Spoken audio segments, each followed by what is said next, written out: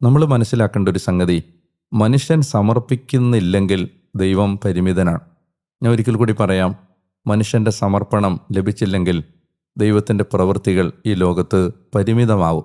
എപ്പോഴും ദൈവപ്രവൃത്തികൾ ഈ ലോകത്ത് നിർവഹിക്കപ്പെടുന്നത്, പ്രത്യേകിച്ച് മനുഷ്യരുടെ ഇടയിൽ നിർവഹിക്കപ്പെടുന്നത് ദൈവദൂതന്മാരെ കൊണ്ടല്ല, ദൈവം തിരഞ്ഞെടുത്ത മനുഷ്യരെ കൊണ്ടാണ്.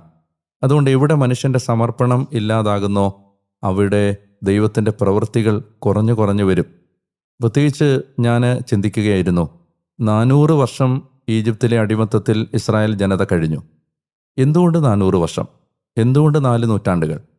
അതിന് ചരിത്രപരമായതോ രക്ഷാകര സംബന്ധമായതോ ആയ നൂറുകണക്കിന് ന്യായങ്ങൾ കണ്ടെത്താമെങ്കിലും എനിക്ക് തോന്നിയിട്ടുണ്ട്, മോശയെപ്പോലെ സമ്പൂർണമായി സമർപ്പിക്കാൻ സാധ്യതയുള്ള ഒരു പ്രവാചകൻ ഒരുക്കപ്പെടാത്തതാവണം ഈ അടിമത്തത്തിൻ്റെ കാലം ഇത്രയും ദീർഘിച്ചതിൻ്റെ കാരണം.